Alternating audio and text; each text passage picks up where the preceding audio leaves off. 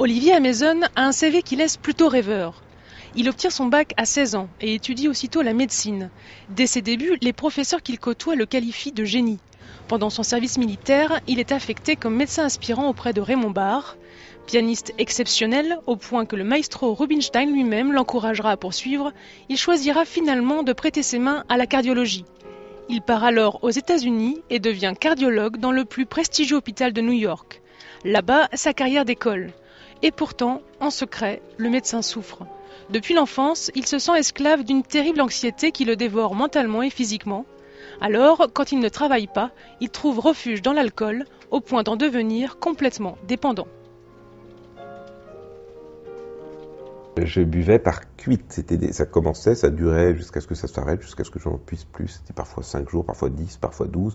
Ça se terminait en catastrophe, aux urgences, dans des situations tout à fait désastreuses. Et j'arrêtais, et je tenais X nombre de jours, le maximum peut-être 3 mois, une fois 105 jours, je m'en souviens, en m'accrochant au rideau, et je refusais toujours.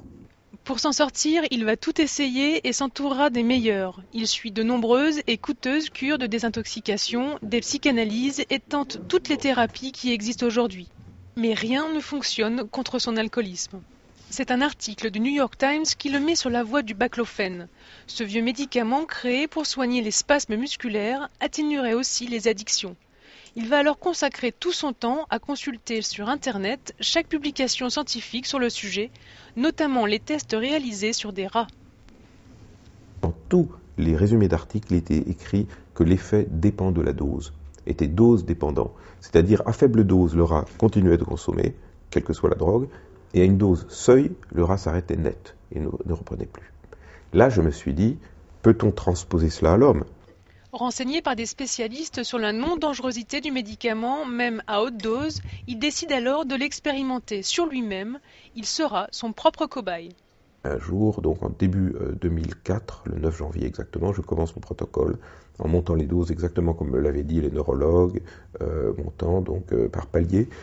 Et au bout de exactement 35 jours, je me retrouve devant des gens qui boivent, alors que j'étais en train de lire un journal et sans même y croire moi-même. J'avais une indifférence totale qui n'a jamais été décrite à l'alcool, c'est-à-dire je voyais les gens boire, j'ai détourné le regard bien sûr, puis j'ai regardé les bouteilles et à nouveau même effet, ça ne me faisait aucun effet autre que de regarder un cendrier, un pot de fleurs ou un vase.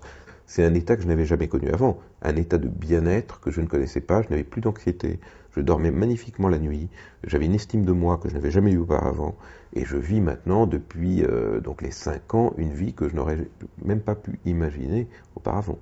Des somnolences passagères, c'est le seul effet secondaire qu'il a constaté pendant le protocole. À 3 comprimés par jour aujourd'hui, il s'estime sorti d'affaires. Pour partager son expérience unique, il vient de publier un livre largement repris dans la presse. Un pavé dans la mare qui dérange, notamment l'Agence de sécurité sanitaire qui est chargée des autorisations de mise sur le marché des médicaments. Je ne peux donner aucune information sur les doses, la durée du traitement, les contre-indications respectées, les mises en garde.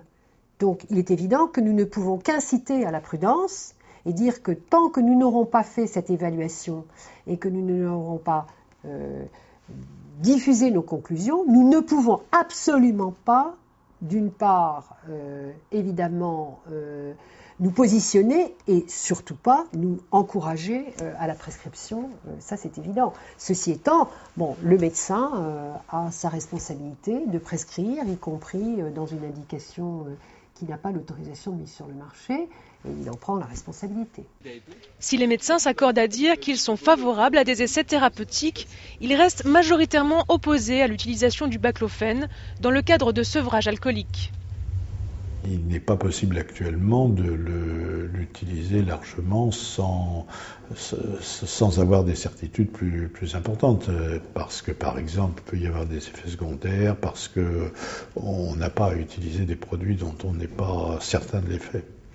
Rares sont les médecins qui, comme ce grand spécialiste, avouent utiliser le baclofène. Grâce à ce médicament, il a soigné depuis 1 an et demi 2 personnes alcooliques. Il sait qu'il n'est pas autorisé à ce genre de prescription, mais il a décidé, pour le bien de ses patients, de braver l'interdit.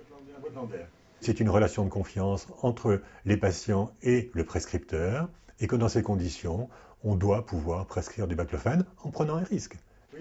Depuis qu'il prescrit ce médicament, il est très sollicité, parfois par des confrères qui souhaitent aussi sauter le pas ou pour lui envoyer leurs propres patients. L'effet du baclofène est assez extraordinaire dans le sens où on a affaire à des alcooliques qui deviennent indifférents à l'alcool et qui peuvent boire. Boire comme vous et moi, c'est-à-dire boire un verre quand ils ont envie, quand la situation se présente, c'est-à-dire ne plus être comme les alcooliques soignés étaient auparavant, interdiction totale de boire. L'alcool tue 45 000 personnes par an en France et 2 millions dans le monde. Ce médicament est un espoir pour beaucoup, mais à ce jour, aucun essai thérapeutique n'a encore été réalisé.